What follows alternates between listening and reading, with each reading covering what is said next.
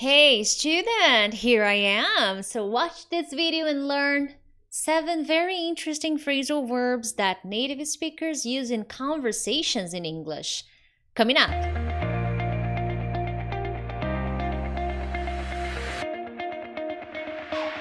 Hey friends, Teacher Prix here to help you talk to anyone, anywhere, anytime in English. First of all, thank you so much for joining me in another English lesson. If it's your first time here, consider subscribing because I'm always posting different kinds of English lessons, grammar, vocabulary, listening tips, reading tips, speaking tips, because I want to make sure that you become a better and more confident English speaker. So yeah, consider subscribing. And if you are already subscribed, that's awesome. Thank you so much. I invite you to hit the like button because that really helps the channel. It helps YouTube understand that this is an awesome video. Anyway, let's dive into the content. 7 common phrasal verbs in conversations in English. And as you know, I don't know if you know, because if you're new, you don't know. But yesterday, this video was supposed to be made, to be posted yesterday, but because I had a really bad headache, I couldn't. But I'm fine, okay? I saw that many people sent me get well soon messages, and some people thought that I had that virus, you know. No, I don't have it, okay? It's just really a headache. And when I have this headache, I can't really work. I really need to take a pill and go to La La Land, sleep. I'm sensitive to light.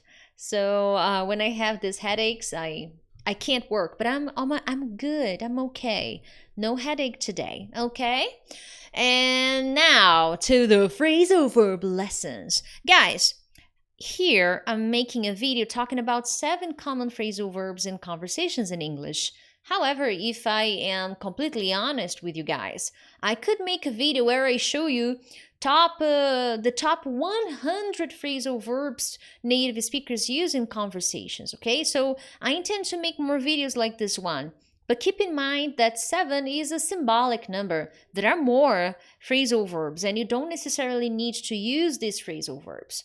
All I'm saying with this lesson is that these are very popular ones. There are more popular phrasal verbs, but remember, quality.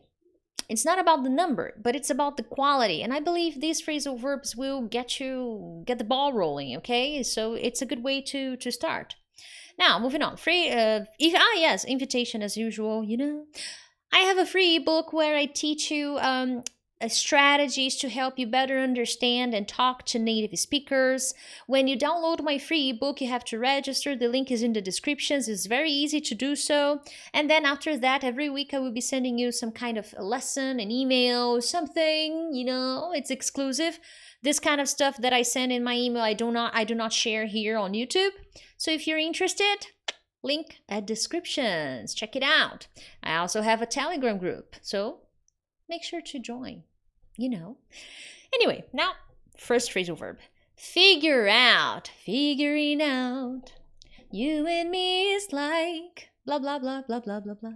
I watched it in a movie. What's the name of the movie? Song and lyrics. I don't know. Lyrics and music. It's a movie, okay, a chick flick movie. Now, figure out has many translations, and it's a very popular phrasal verb. Yes, I had a migraine. I have that often. And not often, I can't complain, but I have them occasionally. So figure out. Figure out is to discover something or to understand something, to solve something, to solve a problem, or to find a solution, to find a way to solve a problem. Right now, we are going through a world crisis, a health crisis, and we need to figure out something. You know, we need to figure out a solution to the problem we are having right now. I can't say the name of the problem because YouTube will be very mean to me if I use those words. I can't. Now, it took me 2 hours to figure out how this game works. So imagine I buy a new game. I like to play video games, okay? I don't play it every week, but I enjoy occasionally. I occasionally play video games. And I bought this new game, and it was so hard that it took me 2 hours to figure it out. It took me 2 hours to understand it. to finally be able to play it, to understand how it works. Now, 2 hours is a really long time. Hey, I know we are going through a difficult time. We are living a difficult moment, and I imagine many of you are having a difficult time too. But we are going to figure something out. What I'm saying here, we are going to find a way. We are going to find a way to solve this problem. We are gonna find a solution. So these guys, I recommend you spend some time creating examples, trying to create maybe short conversations, and really learn this phrasal verb. And remember, as I always say here on my channel, you learn things when you use them. And if you don't have someone to talk to, the best way for you to do that is by creating examples. You can write, and you can use your cell phone technology and record your voice. Oh, okay. I need to figure this out. I need to figure out a problem I'm having at work, and create examples.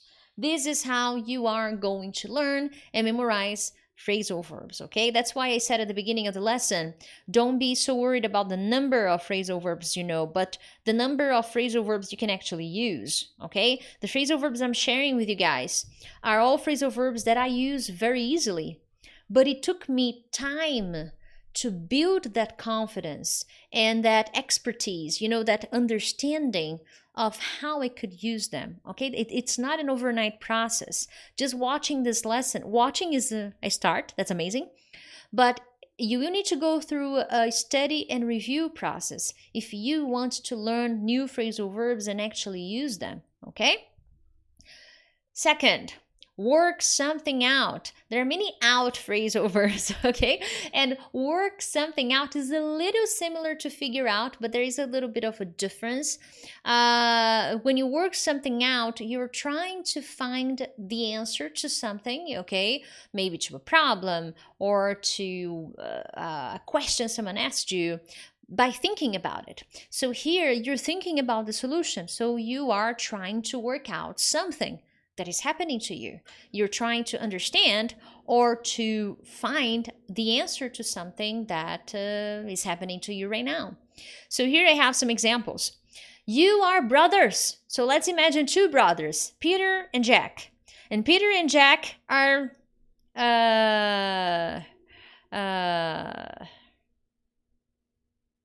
yes, I messed up the example.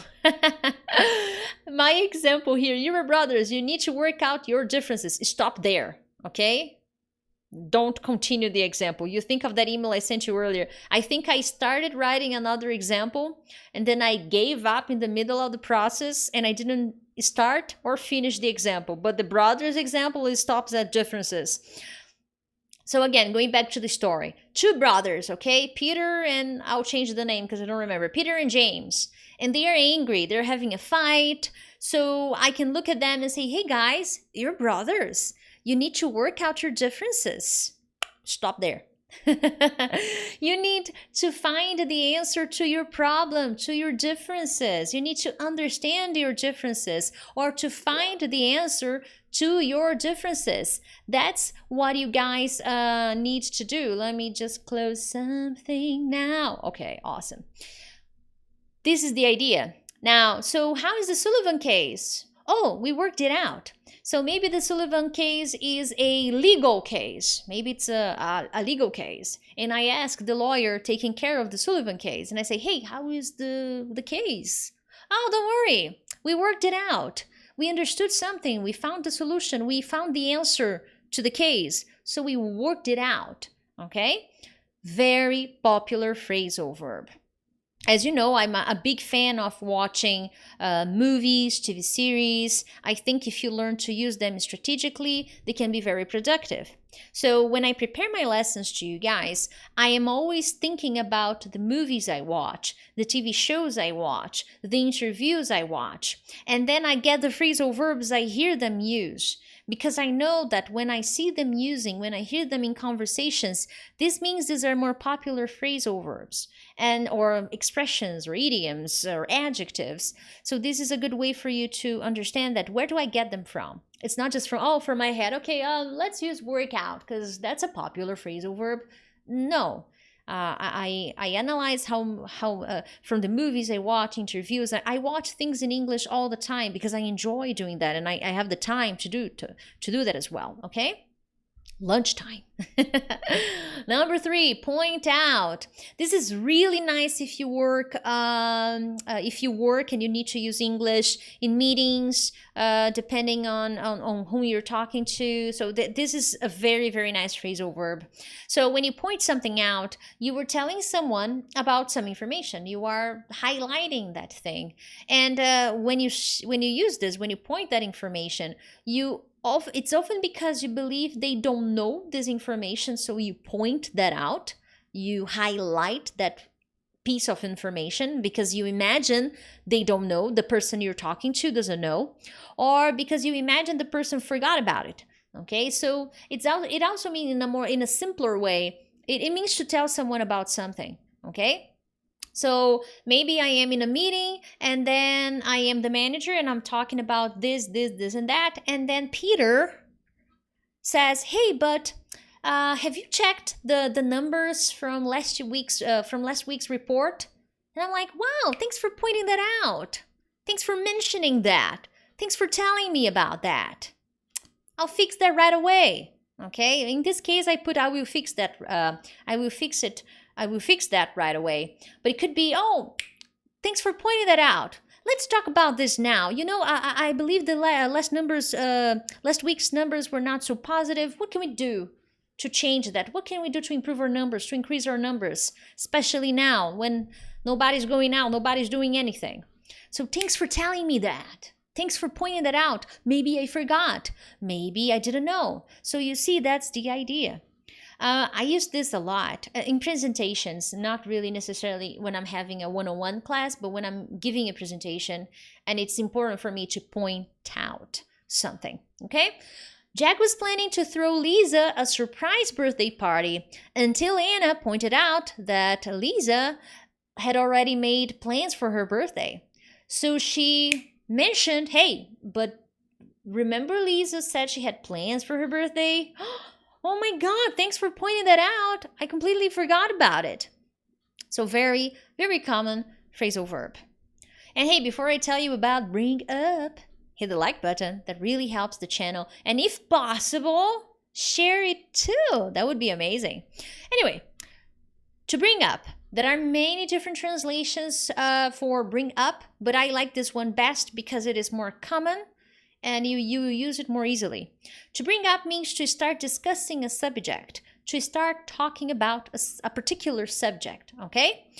So I am in a conversation and then I will talk about something. So I will bring this subject to the conversation. I will bring this up. For example, I'm sorry to start this conversation. I'm sorry to bring this up, but we need to decide what we're going to do about the house. Okay, remember the house? We need to make a decision. Are we going to sell it? Are we going to keep it? Gotta make a decision. So maybe we were talking about something else. My brothers and I, my siblings and I were talking about summer and traveling. Then I stopped the conversation and I want to talk about something else. I want to talk about a particular subject, a very specific subject.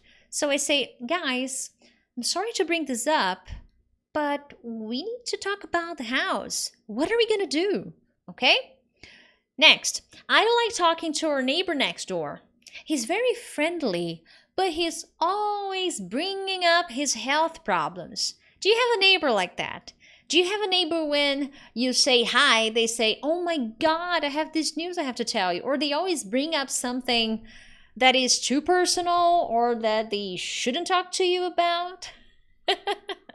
So here, the neighbor is friendly, but every time that I see this neighbor starts bringing up his health problems. He starts talking about his health problems and he starts this discussion, this subject connected to his health. And I'm just his neighbor. I don't want to know.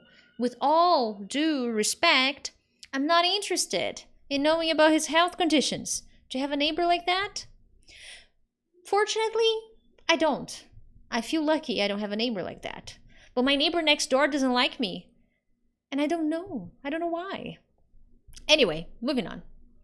Come across. To come across means to find something by chance. You were not planning to find that thing or that person, but you found it by chance, okay? Now, I was reading my favorite book in English when I came across a word I had never seen before.